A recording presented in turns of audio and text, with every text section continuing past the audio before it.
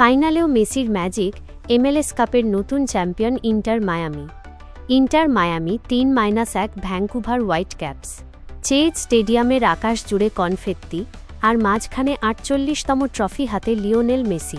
Football ইতিহাসে যা একেবারেই অপ্রতিরোধ্য। পুরো মৌসুম জুড়ে সমালোচনায় ছিল মায়ামি, দলের গভীরতা কম, কোচের অভিজ্ঞতা নিয়ে প্রশ্ন, আর সবসময় একই অভিযোগ, মেসি ছাড়া কিছুই না। কিন্তু ফাইনালের রাতেই সব প্রশ্নের চূড়ান্ত উত্তর মিলল। ম্যাচের শুরু থেকেই ভ্যাঙ্কুভার আগ্রাসী। বল দখল, টানা আক্রমণ, বিশেষ করে এমানুয়েল সাবি আলবা বুস্কেতসদের শেষ ম্যাচে কঠিন পরীক্ষায় ফেলছিলেন।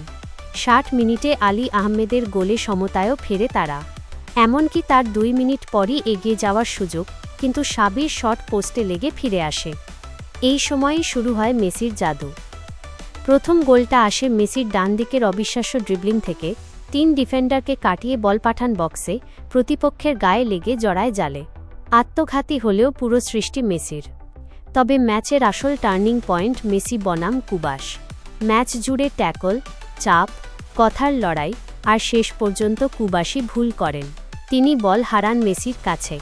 মেসি ঠান্ডা মাথায় বল বাড়ান রদ্রিগো দি পলকে, আর তিনি ফিনিশ করেন। স্কোর ২-১।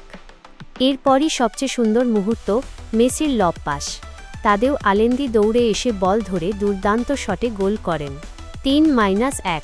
ট্রফি নিশ্চিত। শেষ বাঁশির পর চেজ স্টেডিয়ামে গোলাপি ঢেউ। এটাই ছিল তাদের শেষ ম্যাচ এই স্টেডিয়ামে। আগামী মৌসুমে তারা উঠবে নতুন ঘরে, মায়ামি ফ্রিডম পার্কে।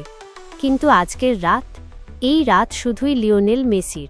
আরেকটি ফাইনাল, আরেকটি মাস্টার ক্লাস, আর ইন্টার মায়ামির ইতিহাসে প্রথম MLS কাপের গল্পের কেন্দ্রে সেই পরিচিত নামটি।